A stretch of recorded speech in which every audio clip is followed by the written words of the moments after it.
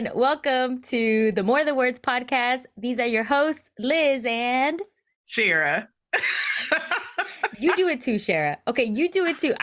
You know how many episodes I've listened to because we're editing them, and I know you're listening to them too, and I'm listening to them too, and every time I'm like, why do we do this? Get it together. I don't like it.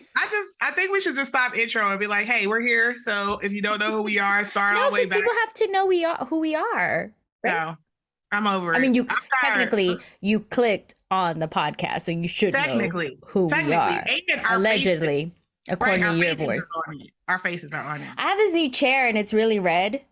It's a gamer chair. You see it? It's it's a gamer chair. Anyways, why you say it like that? Is something wrong with? I mean, it's dope. No, there's nice, but I'm using it because it's like one of the comfiest chairs, and it has a footstool. Oh, that's nice. And it lays back. Anyways, like a nail tech chair. Is this a nail tech chair? This is not what this. Gaming chair is built for working, so you better listen. Those gamers. I don't know any gamers, but I'm assuming making assumptions, which is bad. But I'm assuming a gamer spends a lot of time in a chair, so they must know what comfort is when it comes to chairisms. This isn't what this podcast is about, y'all.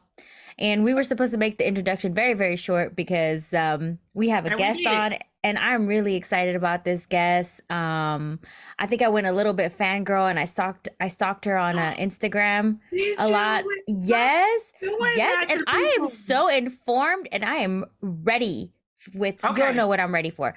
Anyways, let's go to the auntie moment. Let's go to the auntie moment. And you have the auntie moment today. So anybody joining us, we always do an auntie moment. Auntie moments is where we discuss either hot topics, bravery, daring, bold, fearlessness, or sometimes some audacity that people have because we deal with clients all the time. But today is different because. So this is all encompassing, brave, bold, audacious, baby. Oh, our website is officially launched. Woo! More Than Words. Hit it. No music. Okay, my bad. Sorry, we can't afford the music, but it's okay. We can't afford. We have a music. We have we have a music. Just one music. Okay. It's a music. It's a music. Anyways, our website, More Than Words Pod. I don't know why am I using this highlighter? I was about to say it's important. Tell us what to do. Direct us. What we supposed to be doing. More Than Words podcast.com. And let me tell you, this was a labor of love. It and not only so many people helped get us there. So for one, Chris Howard, which everybody's heard of Chris Howard and his amazing website making skills and his amazing patience with us. For real. And his logo skills. We're not supposed to tell you about the logo skills, so ignore that. But yes, but y'all can go ahead and message him for logos. He'll say yes. Don't message him because we tell him the auntie sent you. The auntie sent you. I don't mess it up for us. Don't mess it up. Also, Victoria Garcia Studios did our branding shoot. Haley Ryan with Mac Ryan Studios did all of our branding. She's the one that okay, pose like this. Okay, do this. Okay, use these words here. And she kept yelling when we were in this taking our brand shoots and we were doing this. She's like, power woman, DI. Fabulous. She was I was like, am I all that? Oh yes, I am. Meanwhile, cars passing by, people looking at us slow motion. I said, I don't like the spirit of all this observation here, but she killed it. And the location she picked was amazing. We would have never picked those locations. We'll reveal some more of the pictures that you didn't get to see, but man, I was like, this is something. I felt famous. I was like, this is what it feels like. I don't really like it. You looked famous. Oh my God. Well, shout out to my stylist, Chelsea. You looked amazing. And also Melodrama Boutique here in Houston, Texas is the one who gave me, those are all the clothes except for the Hope shirt, which is actually Chris Howard's line and brand. But otherwise, man, I wouldn't have been that without those folks. So I appreciate it. Yeah, I'm excited. So please go visit our website, subscribe. The Beauty Project. That's Chelsea's business. Got it. Boom. Chelsea, don't kill me. I need you. Thank you. We all need you. Please style Yeah. me. Can I do some virtual styling? Because I definitely need it. Please. Thank It's you. going down. It's going down. Okay, so let's get to it, right? Like we have a guest. We knew we were going to have to be a little short with our auntie moment today, but definitely check out our website. We are so excited. It was to Liz's point. It was a labor of love, but sometimes you just need to feel beautiful and feel like what you're doing is important. And Every day you need to feel beautiful. Every yes, day. Every yes, day. yes. And it put the professionales on it, right? We felt professional. We was like, okay, this is official. We No, we not just certified. professional, but professional. Professionales. Okay, all the S's is and all of the Not just with one here. music. But okay. No. Don't judge. We're gonna get more songs for real. That was me. Music. Listen, I'm here with you, sis. I'm not gonna let you go down by yourself. We together, we a team. Okay, so let's talk about our guests. I will say that this might be the hardest introduction I'm ever gonna have to do because this is actually my family. Like, you know, Liz is my sis, but this person coming up is actually my bloodline, right? Like DNA certified, right? Like she is your cousin, right? Like all of that. But this person, when we was thinking about bringing on this guest, it was a couple of things that we just really was curious about. So Liz and I've had many conversations. You've been listening to us. We've been talking about different things about, you know, just food deserts and the impacts of race in our communities. And, you know, believe it or not, sometimes where those answers are the people the closest doing the work. And in this case, it was somebody closest to me. So when we start talking about like food deserts and, you know, access and accessibility to different work, we started talking about Black farmers and Latino farmers in one of our episodes. And literally, I said, we need to go in depth about this. And I know somebody, and it just happened to be my cousin. So, of course, I've known her since she was born. Okay. The person you're about to meet is a very ambitious person. I will always say she's ahead of her years, right? Like I'm the older cousin, but technically we have the same conversation. So I don't know if that says something about me or what, but I want to say it's because she is beyond her years. And also she's one of those people who cast visions, right? So when she was younger, she's gonna kill me. She was younger. She was like, you know, anything she set herself to say she was going to do, she did it. And then right before college, she started start casting visions that we had never heard of. Like she was like, oh, I believe and I want to understand food security. Like our family, like, what you talk about? Like food is secure, right? We go get it from the store. Like we don't know what we talk about. Like we just don't know. But she started to educate us on not only just food security, but climate change well before it started getting popular. Like she was just always had this vision. And then she went to school to be in theology. And we were like, so you gonna be a pastor, preacher? Well, like how all of this stuff gonna connect? And believe it or not, she made it work, right? Faith, climate change, right? Like food security, all of these things. And now we're talking about all these things right now today. And she casted that vision many years ago and brought us up to speed. So I want to introduce my cousin, Karyn, who's going to come into the show and talk to us today about really viewing food security and climate and through a D&I lens. So Karyn, come on. I hope I didn't embarrass you because, you know, I was doing my best because I could have dropped a tear if I had. No, I love it. I love it. I love it. And also, let me say, I went to y'all website to look at it and I was like, okay, red, like with the red outfits, y'all look so cute. Everybody, please go visit the website. It's amazing. Well, welcome to our podcast, Karyn. When we had our discovery call, I was just like, tell me all about bees. I want to know about bees and farming. And like, I just want to know because I too am like I'm very conscious about what I put in my body. Try to be as ethical as I can be when I'm shopping. So I just always want to know like where my food comes from. Mm-hmm. So when Shara told me that her cousin was a beekeeper and was into, you know, was a Black farmer, I was like, yes, let's have her on and hear her story. So welcome and thank you for coming on to our podcast. Thank you for having me. I'm so excited to be able to have this conversation with you all stuff that I'm super passionate about. So always love the opportunity to talk about it. Well, before we get into the beekeeping, because obviously I'm very excited about that, you know, we usually start with our diversity wheel. These are the things that make up who you are and why you do things, and it changes, right? It evolves. Some of them are core and some of them change over time. But what are the kind of top 3 dimensions that are important to you in this very moment? Yeah. So when it comes to kind of what I value and who I try to be and what I would like in other people as well, there's a sense of integrity, most definitely. I think part of that though is like to get deep into my personal life, but just because of like some childhood stuff, for me, it's very important that people are who they say they will be and be where they say they will be. And so integrity is very big for me. Also, I've always just been a kid who had this sense of like fairness and this sense of like justice when it comes to stuff. And so it only became natural that I would want to like go into the policy world at some point, just given my interest pretty much all my life.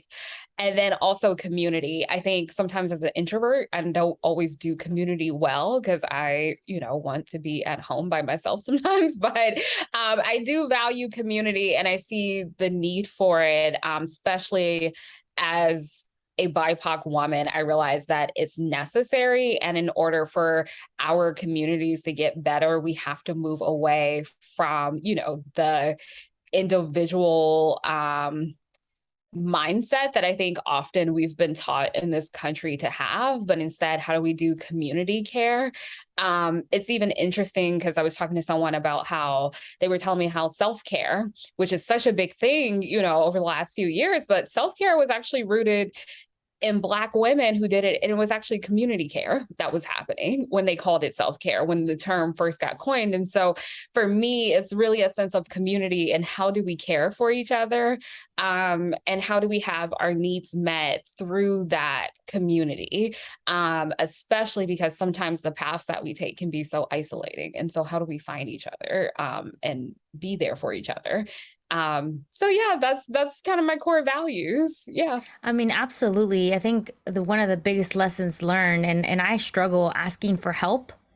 As a Latina woman, I struggle asking other people for help. There's trust issues, and what I've learned and what I've opened up in the last year and a half is like, if you want to go further, you have to have a community and you have to build on it. And there are things that you are good at and there are things that you're bad at. And I always tend to focus on the things that I was bad at, right? So now I focus on my strengths and I reach out to my hermana over there with things that I'm not so great at. But you know what? And I've learned, she's kind of pulled and evolved me as you well aware know how Shara works. So yeah, absolutely. So listen, first of all, I got the spirit. I gotta say something. This is my cousin, Mama. We made it. Okay, I had to say it. We're on the apple. I was like, this my family. We out here in the streets. Okay, I'm sorry. I had to get that out. I know we was getting serious. But that was a proud moment. So I would just say that, we had an episode about self-care. And it's funny, Karyn, that you said that it started from the origins of Black women around community care, because when we had that particular conversation, I was really just at the point where I was like, as a Black woman being in the household, growing up in our household, big family, self-care like grandma would have was go take a bath, go have her moment, go walk up the street to the grocery store, right? While we was at the house or something like that. And it was almost those little things. And in COVID, in quarantine, I found myself finding those specific things. Like I needed a time to make sure I was taking my medicine and I was getting out to walk and I, was doing those things that was to fill me up. But it's funny because the relational part of that, like what you mentioned, was it did involve others. It was going to Liz's house and being at the pool and her family and coming up with this podcast. And it was reaching out to friends and family and making sure we do our prayer calls. Like it was those things like, now that you share that with me just brings up how deep the connectivity, right? Sometimes when it gets to the basic core of what we need kind of comes from the previous things before us. Like it's so deep in our roots, we don't even know it's there. One of the things going back to, just really around the conversation around food, right? Liz often has said in our previous conversations, talked about food deserts. And specifically when we had, the mass shooting that was in Buffalo that really impacted the Black community there, where they had the incident at their grocery store, where that made a sense of loss, right? They not only lost people, but they lost their access to fresh food and those types for a long time. And so that was us being more newly aware of food deserts, right? Like, and I've grown up in places where I was like, I didn't know it was a food desert. I mean, 7-Eleven was enough. Like, you go get your, and you wait till Saturday till you could drive out somewhere to go to the grocery store. You just get used to it, right? But can you share a little bit about what is food security or food deserts, and how does that impact underrepresented groups? Yeah, so food security, there's kind of four aspects to food security that are important. One is availability, meaning like, can food be grown? So all the steps that happen before it gets to the grocery store or restaurant or wherever, we would consume the food. And then accessibility is the second part. That's where all those things happen. And that's where the conversation around food deserts happen. But it also means, can I afford the food? Is there transportation to get to the food? What are the laws or political policies that happen that prevent me from being able to get access to the food? So that's often where those who experience hunger are really being boxed out of the process. Food security also includes utilization. Simply put, food has a purpose beyond just, it has a purpose of bringing communities together, bringing families together. It tastes good. There's all that. But at the end of the day, food is fuel. And so it's meant to have a purpose in the development of, children. It also has the purpose of just giving us the energy we need in order to fully function. And so utilization is that nutrition side of things. And then the last is stability. And it's the sense of, can you have access to food even when a natural disaster happens, even when you have experienced job loss, any event that happens in your life, whether it be, in your household or at, your city, state, country, whatever the case, can you still have access to food? And if you can't, then you're food insecure. And so there's people who, for example, they have access to meals on a regular basis from, maybe a soup kitchen or a food pantry, or maybe they get public assistance, for example. Those are all great things to help keep people from being hungry, but that doesn't mean that they're food secure, because if they can't guarantee that they'll have a meal, if they don't have the means to be able to put food on the table, then they're not food secure. And also, is it nutritious? A lot of people can get the calories that they need. That doesn't mean that they have access to fresh vegetables. And so when you talk about food deserts, that's pretty much where that conversation is like, people do not have access to fresh groceries often. Sharon and I, for most of our childhoods, even though there's an age gap, so it wasn't always at the same time, but for most of our childhoods, we spent time in our grandparents' house. And thinking back to it, I would probably argue that we were food insecure. We had access to grocery store, or I'm sorry, not food insecure. We're in a food desert. And if it wasn't for the fact that our household had access to a car, we would have been limited to the 7-Elevens, the corner stores. We would have been limited to, there was one grocery store that was in our, DC neighborhood. However, they would sell spoiled meat. And so it's one of those things where we did not have the access to nutritious, and also not just nutritious, but safe food. And so in that respect, food deserts is really about, do people have access? Do people have the ability within a certain proximity, within a mile, if you live in a city, of a grocery store that has fresh food that is affordable? And if you're in a rural area, it may be I believe a 10-mile radius. And so these are hard conversations, and we've been calling them food deserts, but more people are starting to say, don't call them food deserts, because a desert is an ecosystem that is natural. This is unnatural. And so people have been calling them food apartheids, because just like apartheid in South Africa, for example, it's man-made. It's, there's policies, there's systems that have created this. And so when you see Black and brown communities living in these food deserts, this is not natural. These are policies that are keeping us from having access to grocery stores. It is, decisions, it is intentional that our communities have not had the same level of investment in them. And it puts so much of a strain. It causes people to have to catch multiple buses. It can take people an hour or more to be on the public transit in order to get access to fresh food. And then if your, your corner store, your bodega has some fresh food, it's going to be super overpriced in comparison to what the actual grocery store would be. And so, there's trade-offs to that as well. And so it's a huge conversation that needs to be had. That's why it's important that the Farm Bill, for example, is coming up, because every year they're trying to incentivize. I think my challenge with trying to get more grocery stores into communities, my concern is always like, if you see a Whole Foods come in, you know that there's going to be displacement of that community. And so how do you get rid of the food desert while also not getting rid of the community that's already in it? And oh my gosh, Karyn, I won't go down that road. Because in the neighborhood where I grew up in, we used to have a market in Houston. And it was for Latino farmers to come in, or people who are making, they would buy stuff from Mexico and they'd sell it here, and it was for the Latino community. Well, now, of course, with gentrification in that area, it's still a market, but it has a building and it's air conditioned, and I'm like, the cost of we call them molcajetes, and they're made to make salsas. It used to be $5. Now it's like $25. And I'm like, okay, wait a minute.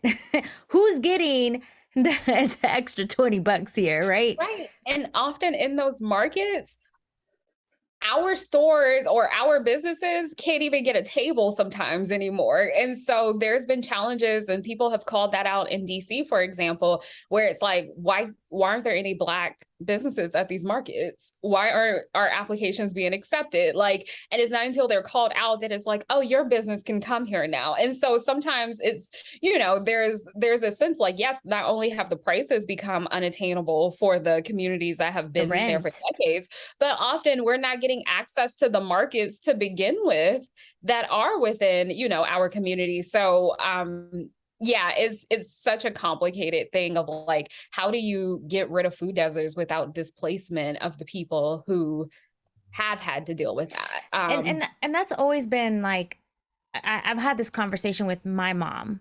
In a lot of, so she's from Mexico. She immigrated to the US, and in a lot of areas in Mexico, many people from Europe or from the US are immigrating into these smaller towns in Mexico because the cost of living is so cheap, right? Of course, that drives the prices up for Mexican citizens, people who are living there.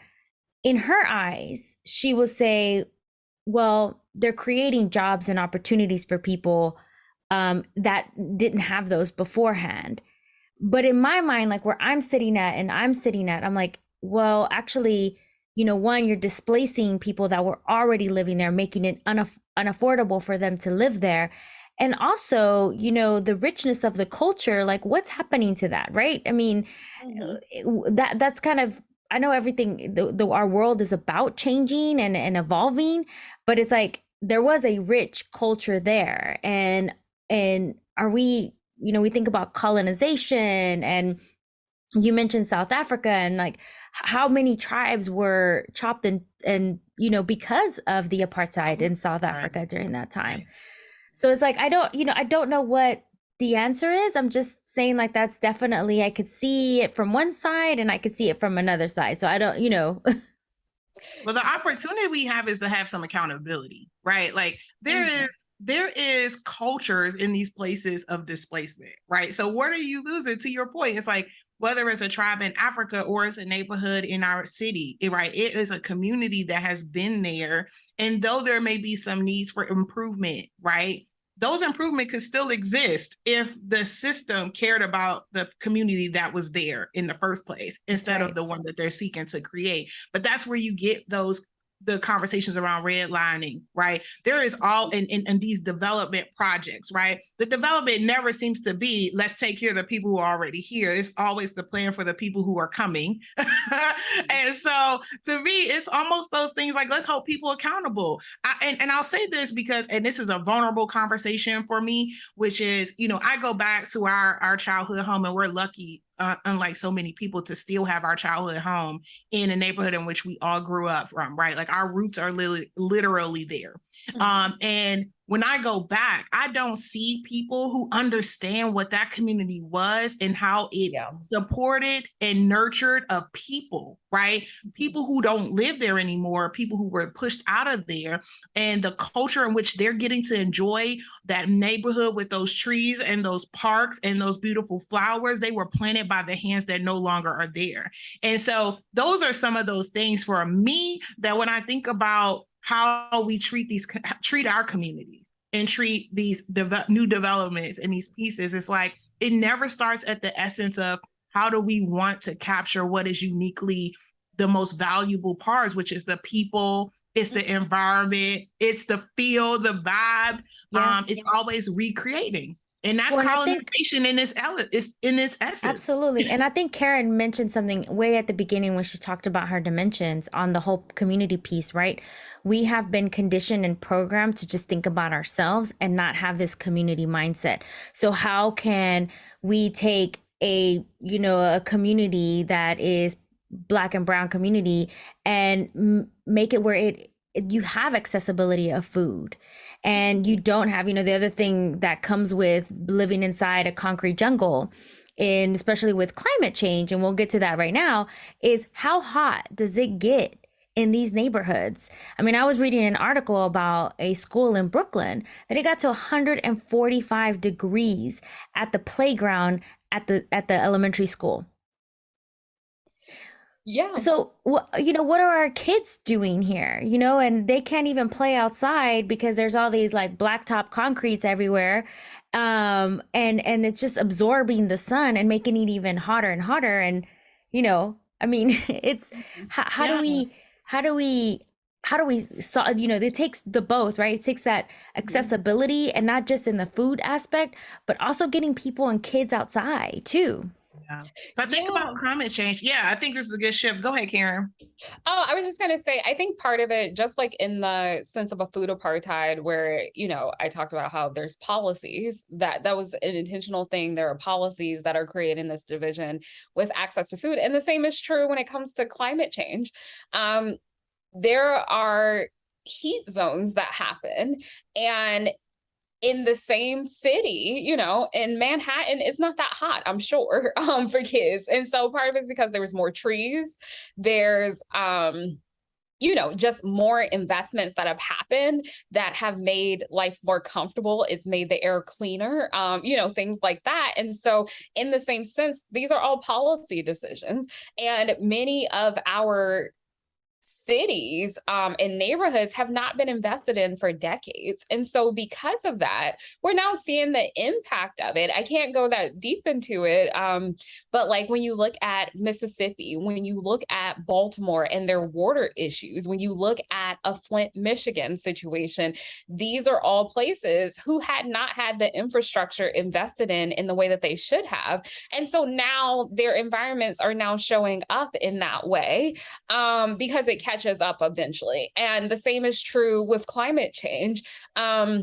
You see in so many different BIPOC communities that have been, uninvested in for so many decades that their infrastructure cannot keep up with the extreme heat that's happening. They can't keep up with the extreme events that are happening. You have areas that are flooding now that weren't flooding, 20 years ago. You have areas that, or if they did flood, it wasn't happening every year or multiple times a year in the way that it is. And that's because they haven't planted the trees necessary to do that. The cities have not, created the infrastructure to be able to help the sewer system to be able to better, absorb the water. But again, like trees, not only would it help with flooding, it would also help with the extreme heat to lower the cost. Also, we know that there's investments that could be done. Like, for example, the Black tar or concrete, if you made it white or at least significantly lighter, it wouldn't absorb so much heat. So therefore energy costs would go down in houses and buildings. And so things like that. And also then the buildings would be cooler. So therefore you don't have to use as much energy. And so there's really just this need to be investments. And I think part of, the work in DEI anti-racism is realizing that these are all choices that have been made to not do what's needed in order to truly address this issue. And unfortunately, our communities are on the front lines of climate change because of the racism that we've been experiencing for centuries in this country. And so unfortunately, climate change is just compounding or multiplying the racism we're already experiencing. And so it's environmental racism that causes Black children to have higher rates. They're twice as likely to have asthma in childhood than white children because of the air that they breathe. And so because of that, it means that when you have these extremely hot days, they're more likely to have asthma attacks. Like, it's just, it's one of those things where climate change is just a multiplier of what's happening. And so for some people, there will be good benefits to climate change as things get warmer. And for some, it's going to be deadly. And unfortunately, our community is on the front lines of the negative side of what's, to come without, again, choices being made to change policies, to be able to make investments in infrastructure and other things to be more resilient and to mitigate climate change. And I think what's so interesting and why I love this conversation is because we all eat, right? Everybody, we all eat. And I think when we talk about DEI, and some people get really scared about DEI and DEI topics and having these hard conversations. And I think when we talk about food, and they almost makes it accessible to everyone, like the conversation where it's like, well, you eat as well. And now let's relate this into something, to like give you an idea of what it's like for these communities that don't have the same privilege and accessibility as you do. Because I don't think many people think about that, right? Yeah, because we love to talk about what we enjoy about it, but we don't want to talk about the challenges, the ugly parts of it, facing around it, right? Like, it's okay when you can talk about, oh, I love the food from your country, but what about that country, right? Or what about that community in which we're not talking about, right? Like, it's I love commonality. I love finding commonalities with people, but once again, in this work, we have to talk about what are those differences that are impacting us all and sometimes exploiting us, right? Like, it's one of those things that I think without us talking about the inequities, right, that exist. I've never heard of environmental racism, but now I'm like, okay, now I'm curious. Me too. I'm adding that in my Google search earlier today. Oh my goodness. So Karyn, this is such an interesting topic. What inspired you to get into climate and food security? Yeah, it's been just years of discernment for me. As a person of faith, I felt this strong sense of calling. Instead of when I was finishing going into my last year of college, I had the plan, like, I'm going to go to law school. I even took the LSAT to prepare. And there was something in me that just felt like that's not right anymore. And so the summer leading into my senior year, I was just in prayer, and I just got this strong sense of like, I need to go to seminary instead. And I did that as a leap of faith, knowing that I also never felt called to being a pastor. And that's something where, great for those who do it, but that was never my calling. And so I was in seminary just genuinely like, what the heck am I going to do with this degree? And so when I was there, I just started having these visions and dreams about having to feed people. And so then I started to feel like, okay, well, what careers does that become, like, to feed people? That's, not just, of course, there's the obvious of like, oh, run a soup kitchen or a food pantry. But then once I started doing research, and given that I already had a policy undergrad degree, I started to think like, oh, I miss talking about social justice issues. How does this work together? And then the dean of students at that time, he was like, I have this, I had already been talking to him about my interests. And he was like, I want you to go intern at this organization. And so I started to intern at a faith-based food policy organization. And it was there that was like, this is it. Like, this is exactly, it was like, this is it. And then I ended up going to work for the place. And when I was doing some reading from the Food and Agriculture Organization under the United Nations, they come out with a report every year. And that report was around climate change. And when I was reading it, it said that climate change could push over 100 million people back into extreme poverty by 2030. While I was currently working at an organization that said, we and the rest of the world are going to work towards ending hunger in the US and around the world by the year 2030. And so I was like, why aren't we talking about climate change then? Like the very thing we're working towards ending hunger, which was possible to do at that point by 2030. And then we're not talking about climate change. And it's the very thing that sounds like it will be our hurdle to get over in order to meet that goal of ending hunger by 2030. And so then that's why I was like, we need to talk about this conversation too. And so that's kind of, so it took years, it took reading, it took just kind of discerning, where I felt like my sense of purpose was, but that's kind of where I came to. And so the environmental work that I do now is an understanding that we can't end hunger without addressing what's happening with our planet. The biodiversity issues, as well as climate change and the environmental racism that's also happening, as all being contributors or keeping communities impoverished and in hunger. It's so interesting. First of all, let me just, for those of you like myself who was like, I didn't know this existed, raise your hand, because I just feel like I need to be a community with the people. But this is my cousin, and I'm telling you, if she didn't tell us this, think about this. 10 years ago, somebody had this conversation with you, more than 10 years at this point. This is a conversation she was having with us, and we sitting here like, okay. Yeah, what did you think, Shara? Whatever, what did everybody think when Karyn was like, this is what I want to do with my life? I have a theology degree. I'm in social justice. I'm going to feed people. I'm going to fight a lot of these big O issues. How did y'all react? First of all, our family, we funny people, but we question, right? Like, and we can give you a little bit of judgment with a face. But what happened was, when Karyn mentioned this, funny story, her mom was in the room. My grandfather was in the room. Our grandfather was in the room. And we heard her kind of talking about this. My grandfather was intently looking at Karyn, kind of trying to like process what he talked about. But then all of a sudden, her mom started to ask questions. Like, we just started basically a round of questioning, right? And part of it was, we're trying to understand how you came about this vision, right? Like, we faith people, so we got the faith under control. But it's like, what you gonna do with this, right? Like, are you gonna become Oprah Winfrey of like, food policy, like, and we had all these, because we're trying to pull from things we've already seen versus what her vision was well beyond what we could imagine. So this is the unimagined, right? So we just basically did what we probably do in coaching. We had a lot of questions, which probably for Karyn was a little annoying over time, right? Like, I'm figuring it out, but I'm doing this. I feel strongly in it.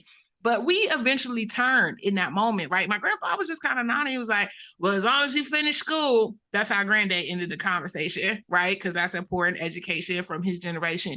And then honestly, I was like, well, let me know how I can help. But, at the end of the day, I can't help you because this is beyond where I've been. And I know how that feels because I've been in spaces in my life where the family was like, yeah, girl, you want to go live in Africa? Okay, well, we love you, support you, put their hands on you. We love you, but it's beyond where they can imagine where I want to go with my life. So just being supportive in that moment was what it was. But every time I came back home, I was like, so girl, what you doing with that theology degree and that food security and all that? Just like going down the line of things that trying to connect the dots, and it all came about. So much Karyn, so much so, I will say, the moment that it came about for me, even though I've been kind of hearing a little bounce, every time I'm like, oh, Karyn doing her thing. Okay, girl, go ahead. I know that's right. But when I saw her preach not too long ago at a church, the church was having a conversation about food security and intersectionality about LGBTQ plus communities. And I'm sitting here like, okay, so corporate companies, we struggle with having these conversations individually. I'm sitting here in a church, by the way, it was a cathedral and it was super fly in New York City. And my cousin is literally the keynote speaker at this place, or the guest pastor. And I'm like, there's a whole world who's able to discuss this in the most challenging and conflicting places, and we can't get it right in very sterile, to some degree, organizations where we can literally pick and choose what it is that we want to focus on. So it was one of those aha moments that we can do this. We're just not doing this for a reason. Whatever that is holding us back. Well, in a lot of these communities, to your point, Cher, a lot of these communities have to have those conversations. So it might be a desperation. We need to do this to be able to survive. But Karyn, I'm curious what Shara said on like you being questioned by your family. What kept you going? What motivated you to just keep going at it? Yeah, I don't even know if I remember those conversations, honestly. So maybe that meant I just didn't care that much at a certain point. Because I know some people thought it was crazy when I was like, yeah, I'm going to go to seminary. One of our aunts thought I was saying I was becoming a nun. And I was like, no, I'm not saying that at all. But it's one of those things where I feel like I just kind of got to the point where it was just like, yeah, this is what I'm doing. And I'm passionate That's amazing. super care, I care a lot about this. And so it's one of those things where I still feel like this path is unfolding for me. And so it's so funny because I remember when I was at Michigan State, which is a big agriculture school, I was studying policy. And I remember there was someone who was a friend there and he was studying agriculture when I met him. And I remember talking to some other friends and I was like, what Black person studies agriculture? It was one of those things where I never thought I would be interested in it. And yet it's like, a passion of mine to talk about these issues. And so it's one of those things where I feel like this interest is still evolving. And so I think part of it is that I'm still trying to figure out what it looks like. I think it just helps that I was able to get a job. So I'm not like, some starving artist or something as I'm trying to figure out this path. So I think it's such figuring it out. Yeah, you figuring it out because you're a beekeeper, right? Like I'm still curious about the beekeeping. Like I'll be honest with you, one day it was just on a group text. You know what? We're gonna do a more than words at Karyn's beekeeping farm. I'm putting it out there. No, yes, you are. You're gonna get the bee outfit. I'm allergic to bees. Shoot. Okay, well, I'll go. You go. And you go back. Karyn, can I have a field trip to your bee farm, please? Absolutely. I got to get one first, but once we do, I'll get one. And also, hopefully I have enough land so the bees can be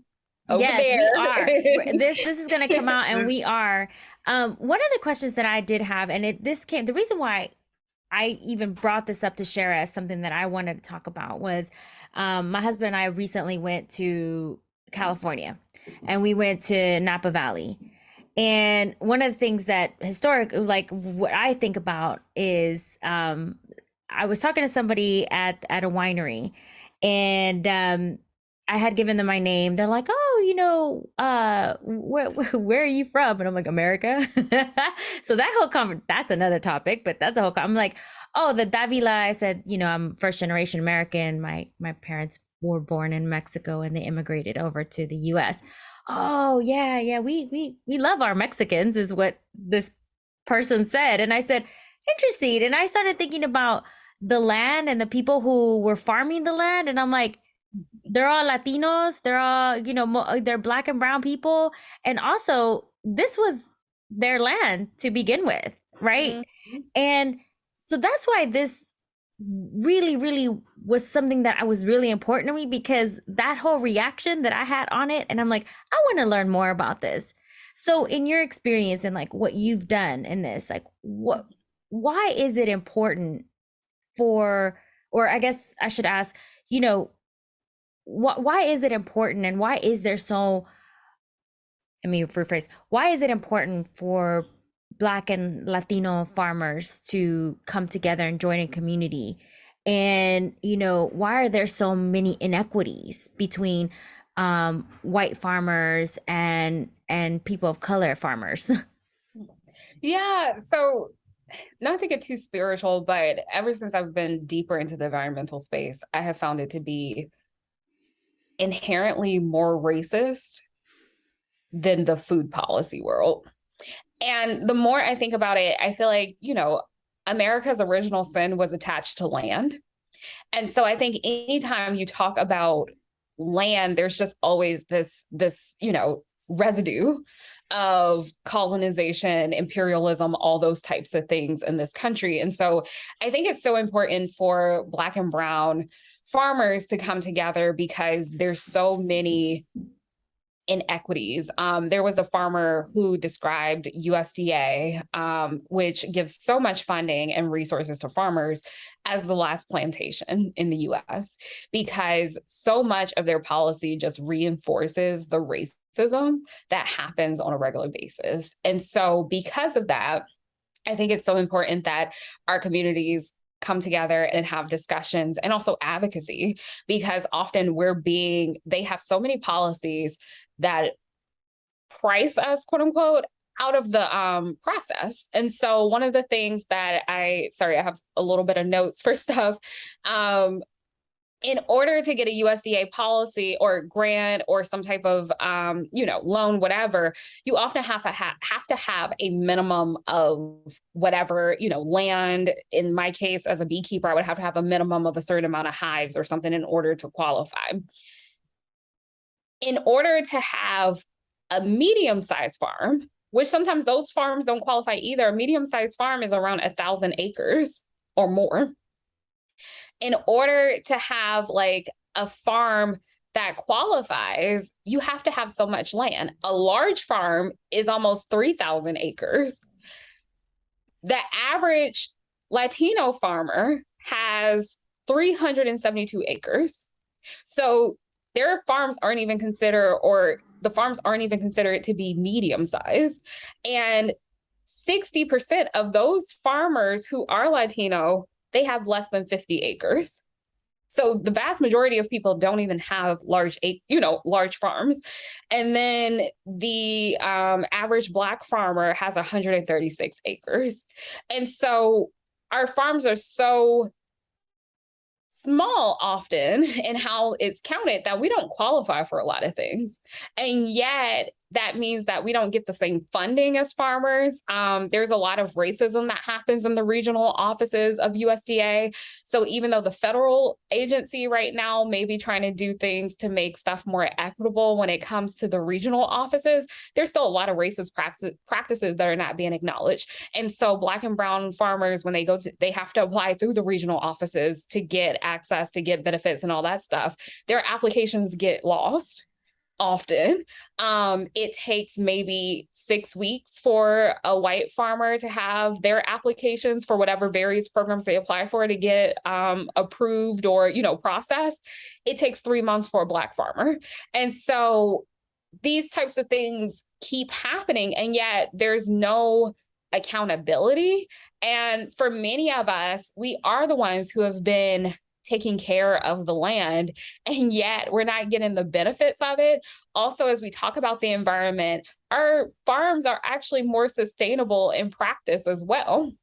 And so right now, a lot of the policies are incentivizing unsustainable practices that are just not good for the planet. And so that's also important. And I think as we talk about liberation for BIPOC communities, it has to include food sovereignty. And so this is just, it's part of the larger discussion of what needs to happen. And I think if we can control the means to our food, then we can also, that will go a long way in our liberation efforts to be able to really, have control and also access, because a lot of our farmers also struggle to get their food to markets. And so they don't have food to markets, but yeah, our communities are also in food deserts who don't have access to the same markets either. It's a whole cycle.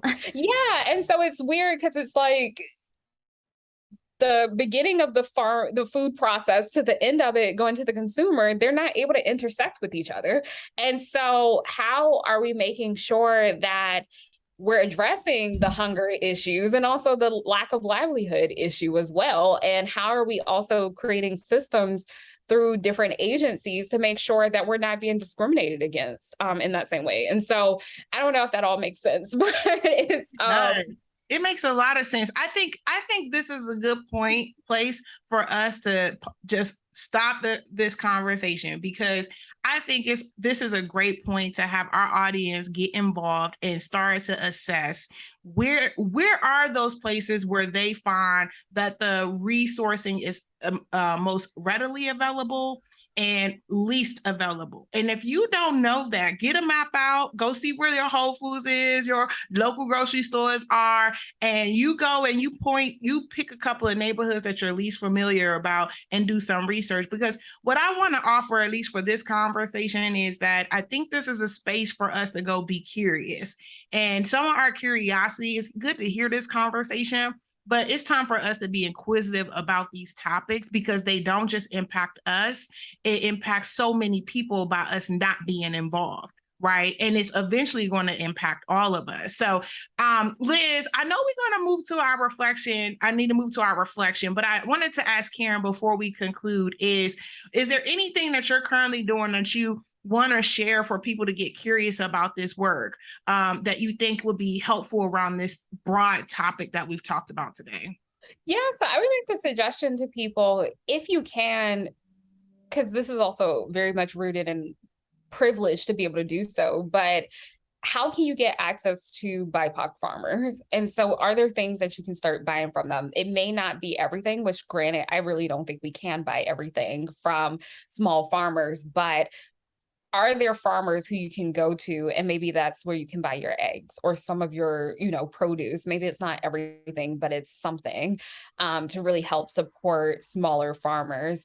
And then for me, as someone who, it was mentioned, I am a beekeeper and I run Beekeeping While Black in addition to my full-time job. And so part of what I'm doing right now is that I just wanted to give a representation and find community of Black beekeepers in my own journey that felt kind of isolating. And what ended up happening is that people started to come to me like, hey, I need help. I need a mentor. I need these things. And so what I have been interested in, especially given my, background with food policy and different things, is like, how do I connect people to these, to each other? How do I find that? How do I help people to have that community? How do we, cope with the racism that often people are facing, Black beekeepers are facing as they try to get help, but aren't getting it, anything in return. And so part of what I want to do for this next year is to actually start a Black beekeeper mentorship program. And so one of the things that I'm hoping to do is to really connect new Black beekeepers to each other, but then also to connect them with an actual mentor in their local area who can be with them and walk them through the process, because such an important part of being a beekeeper, caring for the bees, as well as our own health, is having mentorship, making sure that we have the education necessary. And so one of the things that I'm hoping to do is to get the funding needed, because I want to make sure that in my effort to do this in a DEI way is to make sure that those mentors in particular and everyone that puts their hands on this program gets paid for it. So that because often Black farmers, Black beekeepers are not getting paid for their labor, their lived experience, their expertise. And so therefore, I want to make sure that people get access to funds so that this can just be, one of multiple, income sources for them, especially because it is a big commitment to take on a mentee as a beekeeper. And so I would really appreciate it if people are willing to donate to the cause. You can check it out on beekeepingwhileblack.com. And there you can sign up to just stay updated on the efforts that we're doing, as well as just to see how you can give a donation. So then that way we can have this thing running. I'm going to try to do it at whatever budget I can do, but the more money I can get, the far better of a program it will be in the future. So next year, then, Karyn, we're going to have you back on and we're going to be talking about this beekeeping farmer mentor program. Yes. Right? Yeah, yes.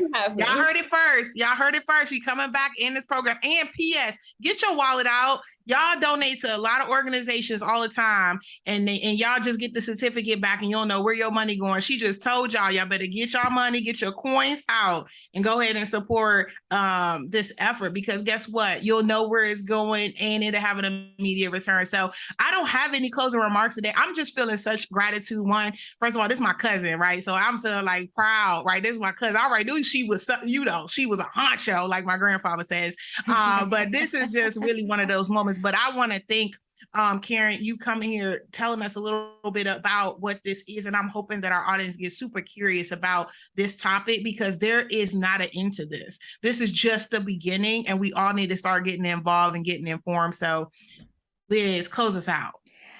Well, thank you, Karyn, again for coming on. And I want to just let this is a difficult conversation, and I'm sure that there's a lot of feelings that came out of this conversation. But we just asked, like Shara said earlier, it's hard, but like, let's grow in it. Literally grow like a plant. All that pun. Give them that pun, Liz. Okay, pun. That's a plant going up. For those that could see YouTube, right? It's a little plant going up. I'm not involved in that. I didn't know what that was. But I thought she was praising them. No.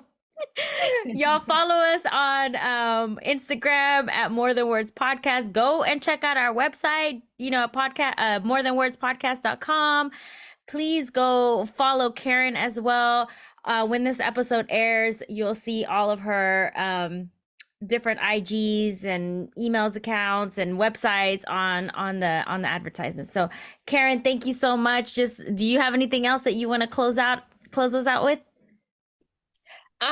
Thank you for having me. One other thing that I forgot about is that I created a directory for those of Black beekeepers across the US. So if you want to find who has, the drip, the local honey, then you know where to go. So that's also on the website if you want to find the directory. And I'm also one of those people now. So excited. I finally have access to honey. So yeah, but that's one other thing to do. But thank you so much for having me. It was such a robust conversation. I feel like there was so much more that could have been said, but such a good conversation. Follow her on IG so you can learn a lot more, because I learn every day. All right, thank y'all. Have a good one. Y'all have a good day. Later.